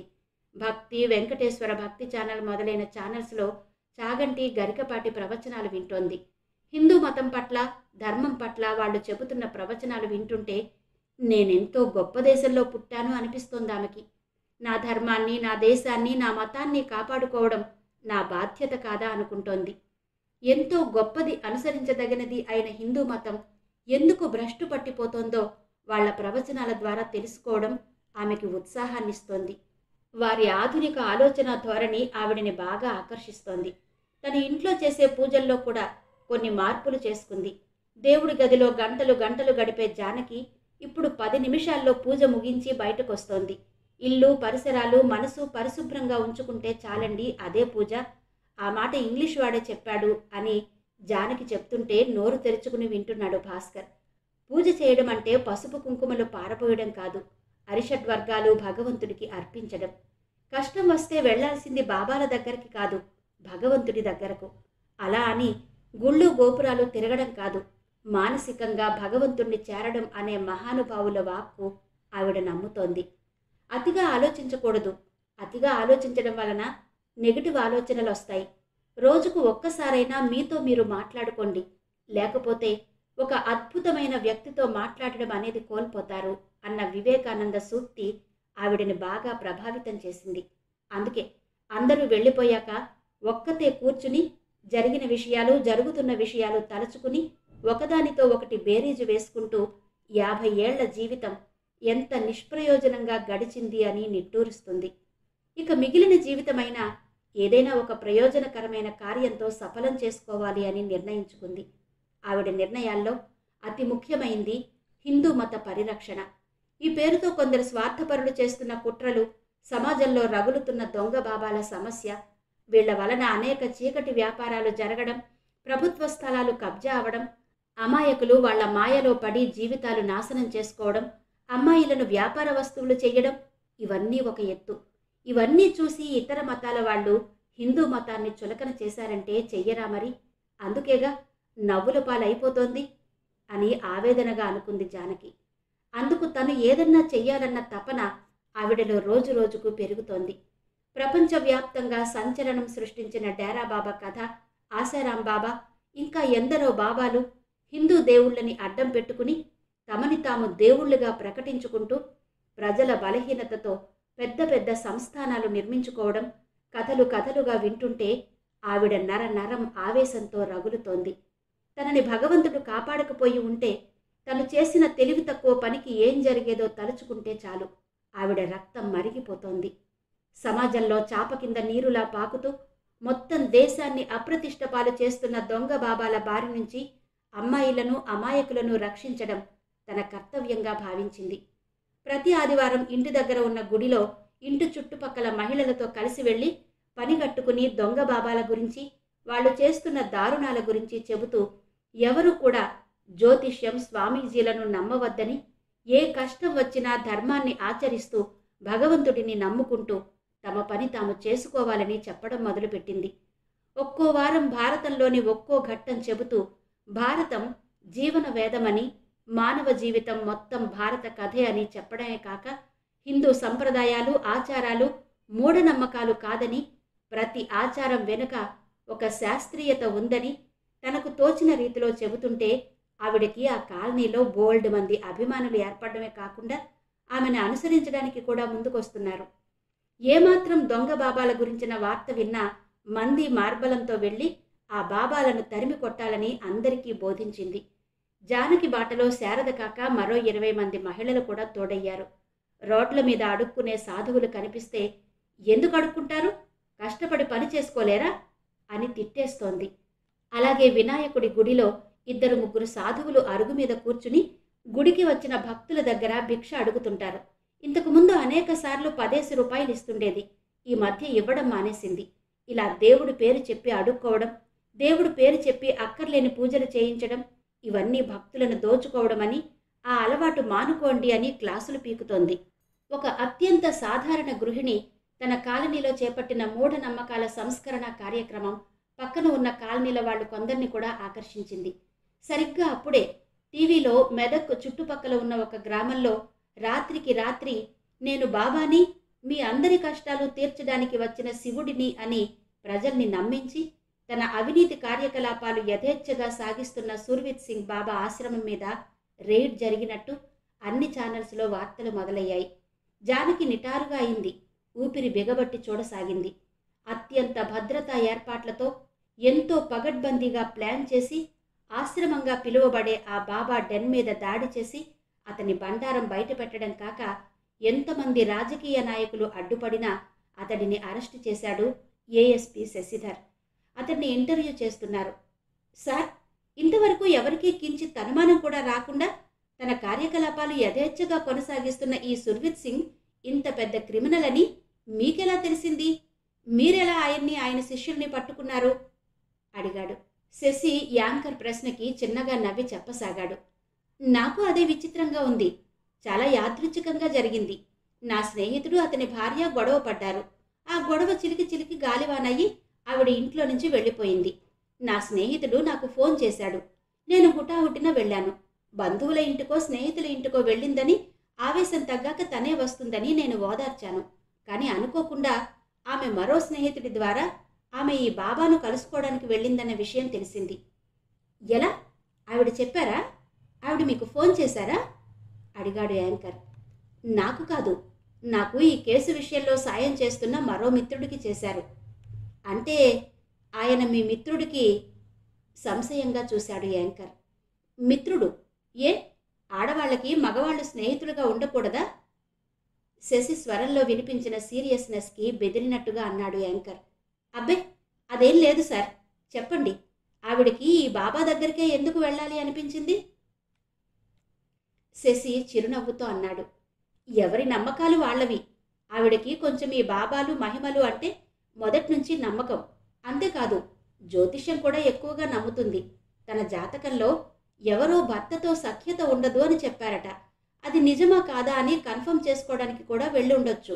అది మానవ బలహీనత. దీనికి పెద్ద రీజనింగ్ ఉండదు అన్నాడు శశి. అఫ్కోర్స్, ఈ మధ్య చదువుకున్న వాళ్లే ఇలాంటివి బాగా నమ్ముతున్నారు. ముఖ్యంగా ఇది మానవ బలహీనత, దీనికి పెద్ద రీజనింగ్ ఉండదు. అఫ్కోర్స్, ఈ మధ్య చదువుకున్న వాళ్లే ఇలాంటివి బాగా నమ్ముతున్నారు. ముఖ్యంగా యువత బాబాల చుట్టూ తిరుగుతున్నారని వింటున్నాం. అవును, కారణం వాళ్లకున్న ఓవర్ అంబిషన్స్. ఏదో సాధించాలి అన్న ఆరాటం, సాధించగలమా లేదా అన్న సందేహం. ఆ సందేహం తీరాలంటే మాట్లాడే దేవుడు అని ప్రచారం కాబడుతున్న ఈ బాబాలు. Correct sir. సో ఆవిడ కూడా తన సమస్య బాబాగారికి చెప్పుకోవడానికి వెళ్లారన్నమాట అన్నాడు యాంకర్. అవును, వెళ్ళాక తెలిసింది అతను ఎలాంటివాడో. వెంటనే భర్తకి చెప్పాలనుకుని, అతని సున్నితమైన మనస్తత్వం తెలుసు కాబట్టి టెన్షన్తో ఏం చేస్తాడో అన్న భయంతో తన ఫ్రెండ్కి ఫోన్ చేసి చెప్పింది. ఆవిడ ఫోన్ చేయడం తెలిసిన ఆ బాబా అనుచరులు ఫోన్ లాగేసుకున్నారు. ఆ తర్వాత మాకు ఆవిడ నుంచి ఎలాంటి కమ్యూనికేషన్ లేదు. ఆ పరిస్థితుల్లో ఏం చేయాలో తెలియక మా అఫీషియల్స్తో డిస్కస్ చేశాము. ముందు ఆ ఆశ్రమ వివరాలు సేకరించాము. ఆ గ్రామ ప్రజలను కొందరిని మా ఇన్స్పెక్టర్ ఇంటర్వ్యూలు చేసి ఆ బిల్డింగ్లు అసలు ఎప్పుడు ఎలా అతి తక్కువ వ్యవధిలో వచ్చిందో తెలుసుకున్నారు. మేము అక్కడి నుంచి ఇన్వెస్టిగేషన్ మొదలుపెట్టాము. ఈ బాబా గురించి అనేక విషయాలు తెలిసాయి. లోకల్ స్టేషన్ ఇన్స్పెక్టర్ నా మిత్రుడు. అతన్ని అడిగితే ఈ సంగతి మాకు చూచాయగా అనుమానం వ్యక్తం చేసినట్టుగా తప్ప పక్కా కంప్లైంట్ రాలేదని చెప్పాడు. నేను జరిగింది చెప్పి ఒకసారి ఆశ్రమానికి వెళ్ళి చూసి రమ్మని చెప్పాను. అతను చాలా తెలివైనవాడు. తను వెళ్లకుండా ఒక లేడీ కానిస్టేబుల్ని ఒక భక్తురాలిగా పంపించాడు. వెనకే మరో 2 కానిస్టేబుల్స్ మఫ్టీలో వెళ్లారు. ఆవిడ లోపలికి వెళ్ళి తనకి వయస్సు దాటిపోతున్నా పెళ్లి కావడం లేదని, అందుకే ఆయన దగ్గరకొచ్చానని చెప్పింది. వారం రోజులు ఆశ్రమంలో ఉండి కొన్ని పూజలు చేస్తే తప్పకుండా పెళ్ళవుతుందని చెప్పాడు. అయితే మా ఇంట్లో చెప్పి రేపొస్తాను అని నమ్మకంగా చెప్పి బయటపడింది. యాంకర్ ఉత్సాహంగా అన్నాడు. అమ్మో, ఎంత లక్కీ ఆవిడ! ఇక్కడ అదృష్టం కన్నా లాజిక్ ఉపయోగపడింది అనొచ్చు. సాధారణంగా జ్యోతిష్కులు కానీ, ఏదన్నా నిజంగా మహిమ ఉన్నవాళ్ళు కానీ ఒక తాయెత్తిస్తారు. లేదంటే ఏదన్నా గుడికి వెళ్ళి ఫలానా పూజ చేయించు, లేదా 108 ప్రదక్షిణలు చెయ్యి అని చెప్పడం సర్వసాధారణం. ఇలా మా ఆశ్రమంలో వారం రోజులుండాలి లేదా 2 రోజులుండాలి అని చెప్పగానే అనుమానం రావాలి. ఆ విషయం తెలిసిన మనిషి కాబట్టి ఆవిడ చాకచక్యంగా తప్పించుకుని వచ్చి విషయం చేరవేసింది. నేను నా మిత్రులు మా ఫోర్స్తో మెదక్ వెళ్ళాము. వెళ్లే ముందు హోమ్ మినిస్టర్ని కలిసి విషయం వివరించాము. ఆయన అనుమతి తీసుకుని వెళ్ళాము. అక్కడ local station inspector Alok, constables అందరూ కూడా ఎంతో ధైర్యంగా చాకచక్యంగా డీల్ చేశారు. లేకపోతే ఆయన్ని పట్టుకోవడం సాధ్యమయ్యేది కాదు. చూడ్డానికి ఆశ్రమంలా కనిపించే ఆ బంగళా పెద్ద పద్మవ్యూహంలా ఉంది. అందులోకి ఒకసారి అడుగు పెడితే బయటకు రావడానికి చాలా కష్టం. గమ్మత్తేంటంటే చూడ్డానికి గోడల్లా ఉంటాయి, కానీ ఒక గదిలో నుంచి మరో గదిలోకి వెళ్ళడానికి ఆ గోడలే ద్వారాలుగా మారుతుంటాయి. గదుల్లోకి వెళ్ళడం అంటే జైల్లోకి వెళ్ళడం. అలాంటి ఆ జైల్లోకి ఎలా వెళ్ళిందో నా స్నేహితుడి భార్య. వాడి గుహలాంటి ఆ బంగళాలో ఇరుక్కుపోయింది. ఆవిడ ఫోన్ చేయడం గమనించాక ఫోన్ తీసేసుకోవడం కాక ఆ తర్వాత ఆవిడిని నానా విధాలుగా టార్చర్ పెట్టారట. అతను అతని అనుచరులు. ఒళ్ళంతా గాయాలు. ఇప్పుడు హాస్పిటల్లో ఉంది. ఫార్చునేట్లీ ప్రాణాపాయం లేదు అన్నాడు. Thanks sir. శశికి కృతజ్ఞతలు చెప్పిన యాంకర్ మళ్ళీ మొదలుపెట్టాడు. విన్నారుగా, ఇదండి నేనే దేవుడిని అంటూ ఇంద్రజాల మహేంద్రజాలాలు చేసి అవే దైవలీలలుగా అమాయక ప్రజలని నమ్మించి ప్రజల జీవితాలతో చెలగాటమాడుతున్నది ది గ్రేట్ సుర్విత్ సింగ్ బాబా లీలలు. ఈ సమాజంలో ఇప్పుడు అసలైన క్రిమినల్స్ ఈ బాబాలే. మహారాజా ప్యాలెస్ లాంటి అనేక ప్యాలెస్లు దేశంలోని అనేక చోట్ల నిర్మించుకుని విలాసవంతమైన జీవితం గడుపుతూ ప్రజల దృష్టిలో సర్వసంగ పరిత్యాగగా పేరు పొందిన బాబా ఇప్పుడు జైల్లో ఊచలు లెక్క పెడుతున్నారు. పదండి, వారేం చేస్తున్నారో చూద్దాం. తర్వాత లైవ్ టెలికాస్ట్ మొదలైంది. జైల్లో ఉన్న దుర్మార్గుణ్ణి చూపించారు. అతని మంది మార్బలం జైలు బయట హత్తాలు చేయడం మొదలుపెట్టారు. చూస్తున్న జానకి ఒళ్ళంతా చెమటలు పట్టేసింది. ఎంత దారుణం! ఎలా పుడుతున్నారు ఈ బాబాలు? ఎంతమందిని అరెస్టు చేస్తారు? అయినా ఇంకా ఇంకా ఎక్కడి నుంచి వస్తున్నారు? ఒకళ్ళు దొంగ అని తెలిసాక రెండో వాడిని ఎలా నమ్ముతారు? ఇద్దరు ముగ్గురు ఇంకా ఇంకా పుట్టగొడుగుల్లా పుట్టుకొస్తున్నారు. వీళ్ళకి అంతంత స్థలాలు ఎలా లభిస్తున్నాయి? ఒక సామాన్యుడు 2 గదుల ఇల్లు నిర్మించుకోవడానికి 50 గజాల స్థలం ఇవ్వని ప్రభుత్వం ఈ దొంగ వెధవలకి ఎలా వందలు వేల ఎకరాల భూమి అప్పనంగా ఇస్తోంది? జానకి మెదడంతా ఆలోచనలతో బరువెక్కింది.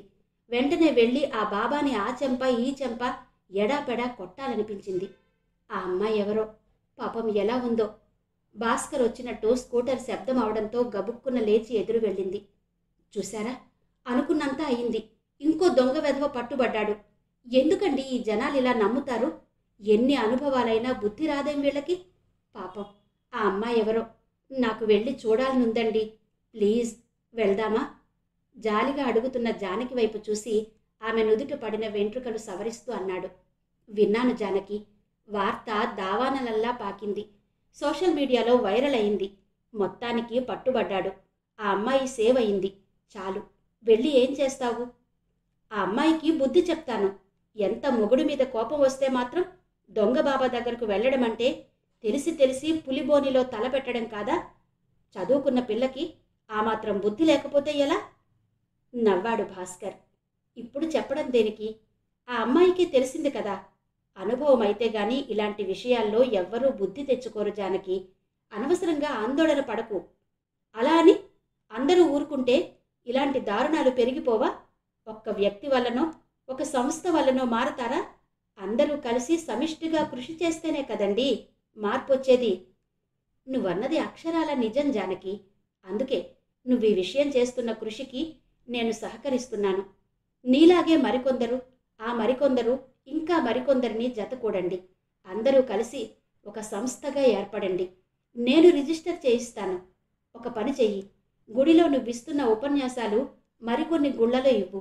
వీలైతే మీ మహిళలు ఎప్పుడన్నా గర్ల్స్ కాలేజీకి వెళ్ళి ఆడవాళ్లు ఎక్కువ మంది ఉన్న చోట్లకి వెళ్ళి చెప్పండి. ప్రచారాలు చెయ్యండి. బాబాలను నమ్మొద్దని, కృషిని పట్టుదలని ఆత్మవిశ్వాసాలని నమ్మాలని చెప్పండి. నీకు తెలుసా, పరీక్షలో ఫెయిల్ అయ్యే అమ్మాయిలు, మార్కులు తక్కువ వచ్చాయని భయపడే అమ్మాయిలు, అత్తగారు వేధిస్తుందని బాధపడేవాళ్ళు, భర్త బాధలు తట్టుకోలేని వాళ్ళు, పిల్లలు సరిగా చదువుకోవడం లేదన్న ఫ్రస్ట్రేషన్ ఉన్నవాళ్ళు, ఇలా చాలామంది బాబాల్ని నమ్ముతారు. అలాగే తమ పార్టీ గెలుస్తుందా లేదా, తమ పార్టీ అధికారంలోకి వస్తుందా లేదా అని రాజకీయ నాయకులు వెళ్తే తమ బిజినెస్ ఎలా నడుస్తుందని, ఎలా కోట్లు సంపాదిస్తామని అడగడానికి కొందరు వ్యాపారులు, నా సినిమా 100 రోజులు ఆడుతుందా అని నిర్మాతలు, హీరోలు, నా ప్రేమ ఫలిస్తుందా లేదా అని యువకులు, ఇలా బాబాల్ని నమ్మని వాళ్ళు లేరు. దేవుణ్ణి నమ్మని వాళ్ళు ఉండొచ్చు, కానీ బాబాల్ని మాత్రం అందరూ నమ్ముతారు. కారణం వాళ్ళు చేసే ఇంద్రజాలాలు మహిమల్లా భావించడం. కాబట్టి ఇవన్నీ చెప్పండి. మీరు వెళ్ళి ప్రజల్ని ఎడ్యుకేట్ చేయండి. ఒక విషవృక్షం బాగా ఎదిగి దాని కొమ్మలు సమాజం మొత్తం విస్తరిస్తుంటే చెట్టు కొట్టేయడం కాదు, మొదళ్ల దగ్గర నుంచి, అంటే రూట్స్ నుంచి పీకి అక్కడ కిరోసిన్ పోసి అగ్గిపుల్ల వేయాలి. అప్పుడు మళ్ళీ చిగురించదు అన్నాడు భాస్కర్. జానకి భర్త వైపు కళ్ళప్ప చెప్పి చూడసాగింది. ఆవిడ మనసులో తన కర్తవ్యమేంటో స్పష్టంగా అర్థం ఒక రూపం దిద్దుకుంటున్నట్టుగా అనిపిస్తోంది. ఆమె భుజం చుట్టూ చెయ్యి వేసి లోపలికి నడిపించుకుంటూ వెళ్ళాడు భాస్కర్. శ్రేష్ఠ మంచం మీద లేచి కూర్చుంది. ప్రద్యుమ్న బత్తాయి రసం గ్లాసులో పోసి ఆమె పక్కనే కూర్చుని ఒక చేయి ఆమె మెడ చుట్టూ వేసి ఒక చేత్తో తాగించసాగాడు. మరో కుర్చీలో అనిరుద్ధ్ కూర్చున్నాడు. శ్రేష్ఠ కళ్ళలో కారిన నీళ్లు టప్మంటూ రసంలో పడ్డాయి. తాగడం ఆపేసి మోకాళ్ల మధ్య తల పెట్టుకుని వెక్కి వెక్కి ఏడవసాగింది. ఏడవకు శ్రేష్ఠ, జరిగిందంతా ఒక పీడకలనుకొని మర్చిపో. నిన్ను నేను ప్రేమిస్తున్నాను శ్రేష్ఠ, నన్ను నమ్ము. పెళ్లి కాకముందు ఎవరి జీవితం వాళ్ళది. అయినా పెళ్ళయ్యాక నా జీవితం నీ జీవితంతో ముడిపడి ఉందని తెలియని మూర్ఖుణ్ణి కాను. కొంచెం అర్థం చేసుకో శ్రేష్ఠ. అపార్థాలు వినాశకాలు. మన మధ్య ఇక అపార్థాలు వద్దు అన్నాడు ప్రద్యుమ్న. నువ్వు కూడా నాకు అనిరుద్ధ్కి అఫైర్ ఉందని అనుకోలేదా? రోషంగా అంది నీళ్లు నిండిన కళ్ళతో. అనిరుద్ధ్ ఇబ్బందిగా కదిలాడు. సారీ చెప్పాను అనిరుద్ధ్కి. నీకు కూడా చెప్తున్నాను సారీ. అనిరుద్ధ్ లేచి నిలబడ్డాడు. మీరిద్దరూ రిలాక్స్ అవ్వండి, నేను మళ్ళీ ఈవినింగ్ వస్తాను అన్నాడు. అప్పుడే శశి లోపలికొచ్చాడు. హవార్ యు శ్రేష్ఠ అడిగాడు. అతని రాకతో శ్రేష్ఠ ప్రద్యుమ్న సర్దుకున్నారు. ఫైన్ అంది నీరసంగా నవ్వి. ప్రద్యుమ్న శశి చెయ్యి అందుకుని చాలా థ్యాంక్స్ శశి, నిజానికి నీ రుణం థ్యాంక్స్తో తీరేది కాదు అన్నాడు. నోనో, మా డిపార్ట్మెంటు మీ ఇద్దరికీ రుణపడి ఉంది శ్రేష్ఠ. నిజంగా నీ సాహసం రిమార్కబుల్ అన్నాడు శశి నవ్వుతూ. ఇంతలో డాక్టర్ ఆయన వెనక నర్సు వచ్చారు. డాక్టర్ శ్రేష్ఠని పరీక్షించి డిశ్చార్జ్ అవుతారా అన్నాడు. మీరు చేస్తే అంది చిన్నగా నవ్వి. డాక్టర్ నవ్వి శశికి షేక్ హ్యాండ్ ఇచ్చి మొత్తానికి డేంజరస్ ఆపరేషన్ సక్సెస్ చేశారు. ఈ బాబాగాడి లీలలు ఒకటి కాదు, పాపం శ్రీకృష్ణ లీలలు ఎందుకు పనికిరావు అన్నాడు. అప్పుడే ఎక్కడైంది సార్, ఇంకా ఉన్నాయి.